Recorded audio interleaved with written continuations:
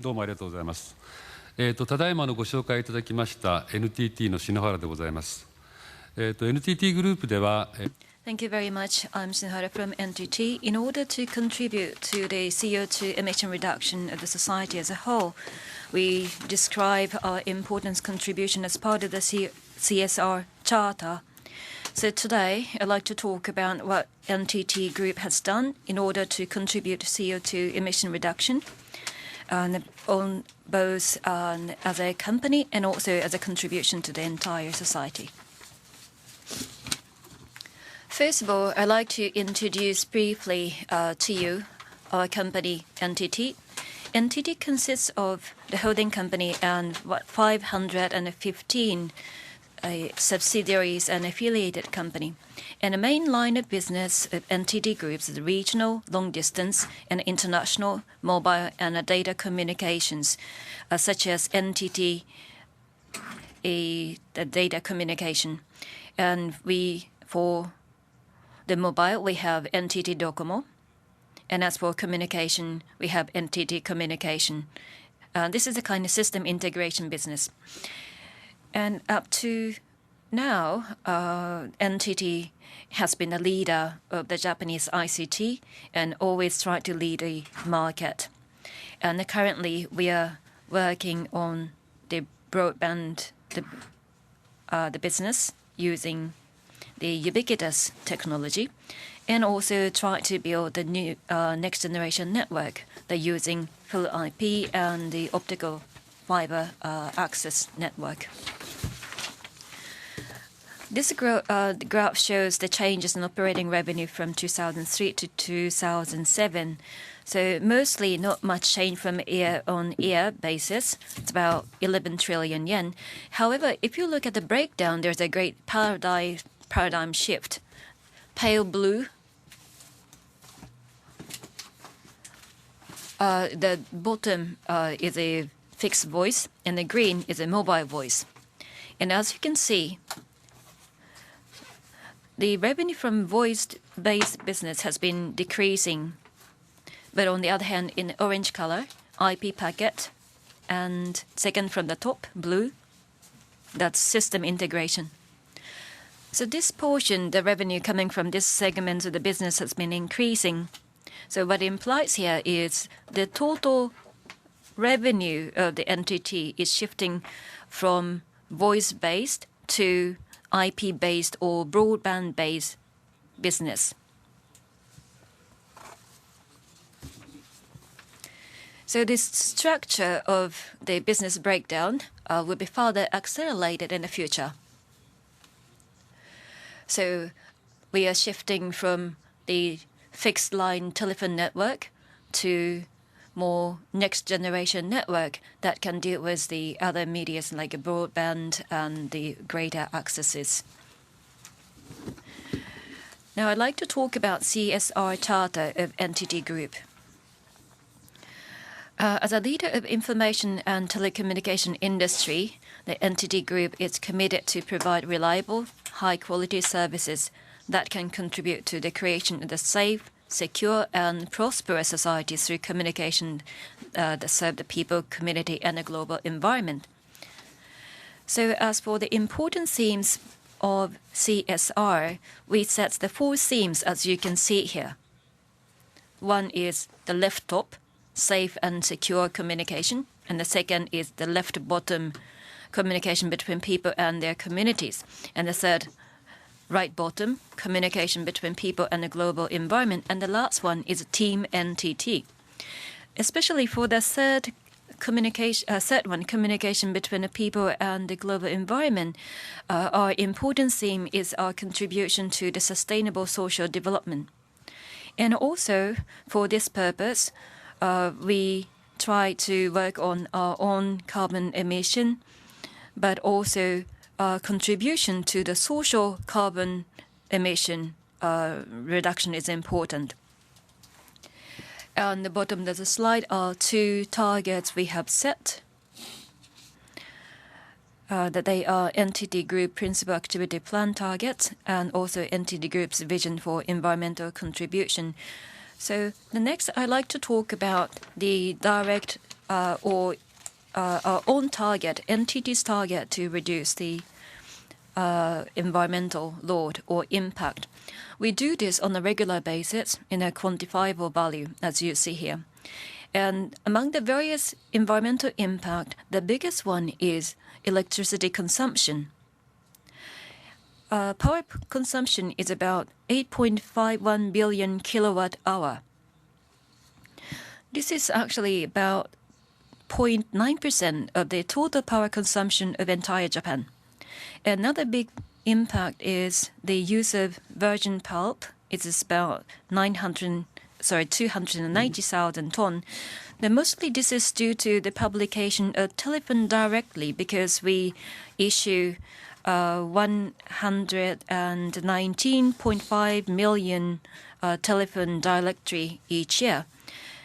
And this is about 0.2% of the total power paper consumption in Japan. And as for the CO2, we emit 3.78 million tons, and out of which 98% of the CO2 is coming from our network operating stage. And another important issue is the waste generation. The total amount we generate is 679,000 tons, but 94% of this, or 635,000 tons, are recycled. And furthermore, 11,000 tons can be reduced as a volume reduction through the incineration. So the total amount that we have to dispose is 32,000 tons of waste.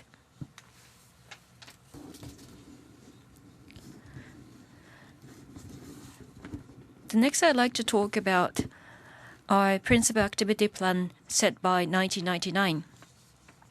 The first, as for the global warming prevention targets, we set a separate target for the communication business companies and the solution companies.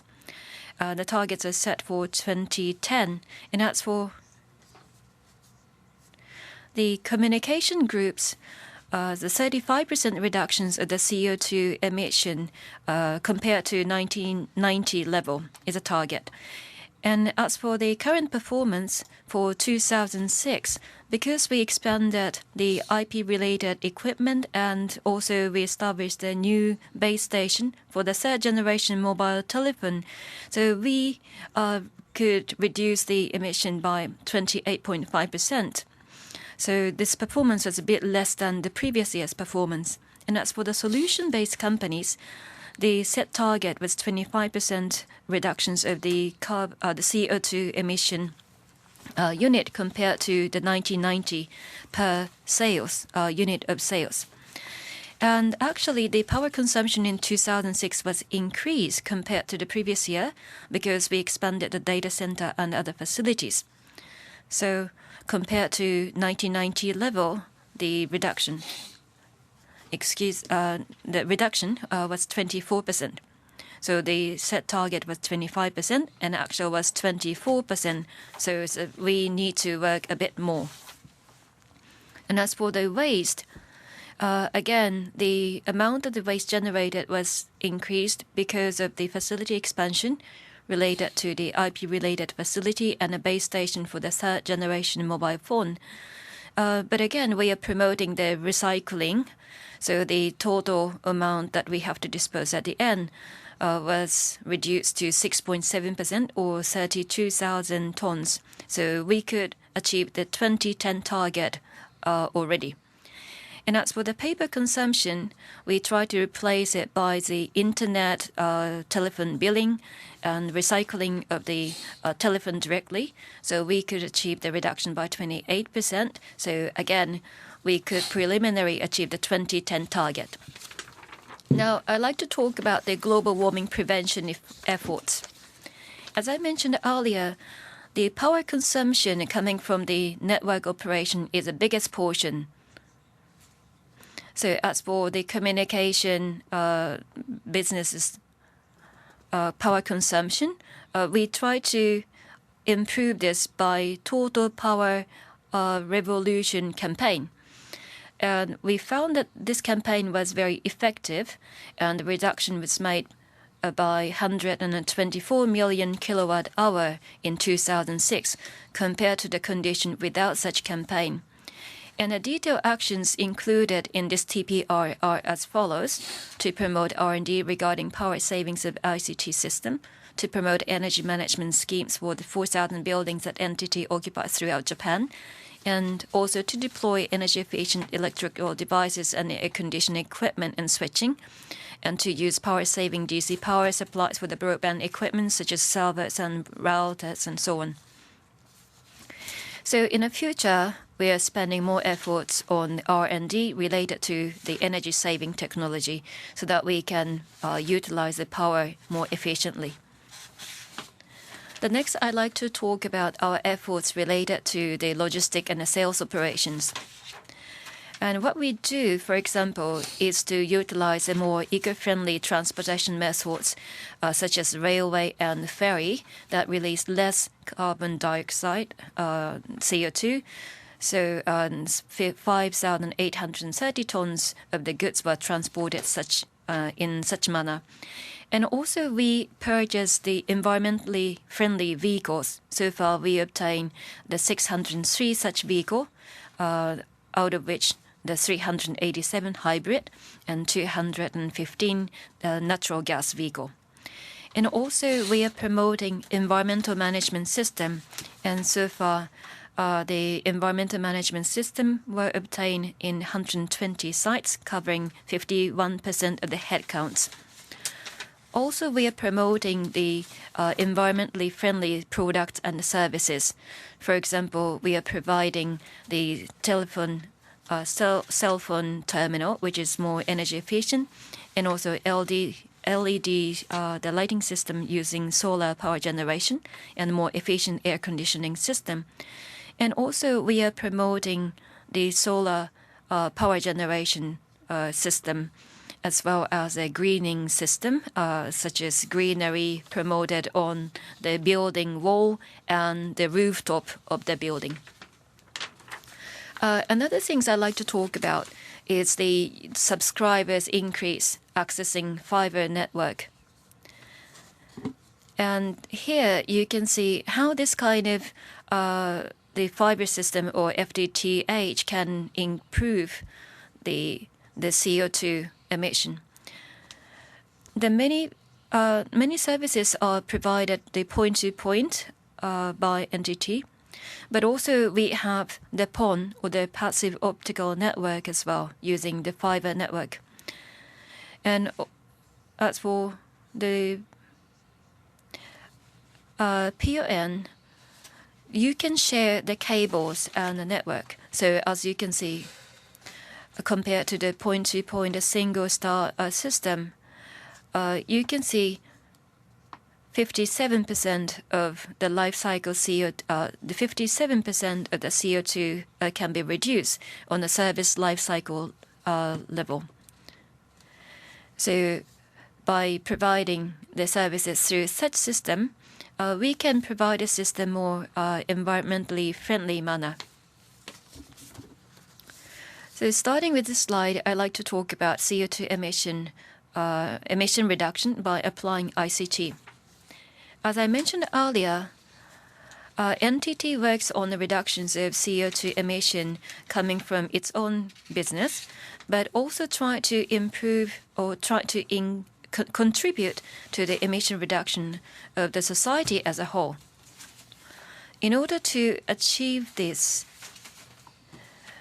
we try to help the society build more effective lifestyle that would have less environmental burden through the provisions of the better access to the optical network and the broadband ubiquitous service. And we have set the target as for 2010 target. And we calculate, as you see in the bottom here, we calculate the reduction in CO2 emission as a result of ICT service, and we subtract the CO2 emission from providing ICT service from this. And the result has to be 10 million ton or less by 2010. That's our target. And also, I'd like to talk about how we can achieve this kind of CO2 emission reduction by provision of broadband ubiquitous service. And one thing we did was to focus and evaluate the different services we provide as a broadband services. There are three: FLETS ADSL, B-FLETS, former. The former is a third-generation cell phone. While the B-FLETS is the FTTH Internet Connectivity Service. And you can also see the three steps that we took for evaluation. The step number one, for each of the broadband service, we investigated how the users are using such broadband services. We used some statistical information available, and we compare. We also studied the alternative option, which do not use the broadband services. And at step two, based upon the investigated broadband services, we send a questionnaire to the users for the detailed usage condition, like how many minutes they use, how frequently they use, and so on. And step three, based upon the results of the questionnaires, we calculated the CO2 emission of the each service on the annual basis, and then we compare the CO2 emission of such broadband services against their alternative, which do not use the broadband services. And you see here the results. So how the applications are used for B-FLETS, FLETS ADSL, and FORMA, and so on and so forth. And we set 19 different services for each of the broadband services, but to save the space here, we just introduced some of them. There are some common services, of course, like 16 services common for all services, and the 3 services common between B-FLETS and FLETS ADSL. And there are 3 services only available uniquely from FORMA. So we try to see what you can do, what we are doing, what would be the alternatives we would do if we do not have the ICT or the broadband. For example, if we do not have the email, we have to use the paper mail. So if we do not use a paper, thanks to the broadband, probably we can save the paper and the CO2 emission coming from the paper use, and so on and so forth. So these are the idea basically behind this questionnaire. The results of this investigation is summarized here. The ADSL, B-FLETS, and the third generation cell phone FORMA. So you will see upper side conventional. So conventional CO2, the CO2 coming from the conventional method, and the bottom is the CO2 coming from ICT utilization. And as for ADSL, we found that the CO2, the 52 kilogram of the CO2 could be saved, or 28%, and for B-FLETS, 104 kilogram of CO2 could be saved, 55% reduction, and FORMA, 82% reduction, or 114 kilogram CO2. So here, the FORMA shows a big saving. That is because this is cell phone. So it doesn't need peripheral devices or PC. Cell phone is much smaller device, so therefore there's a greater saving. And as for ADSL and B-FLETS, also shows a difference. This is because FTTH provides the more sharing, because the system can be shared among the several users. So because of the sharing of the service, B-FLETS gives the better effect or bigger saving of the CO2 emission. And the figure you saw was a saving per service, per line. So if we multiplied this by the number of the subscribers or the user using each services, we have the total. So you see the total number of the subscriber in the broken line, and the bar graph is the total saving in the CO2. From 2004 to 2006, the number of the subscriber has been increasing.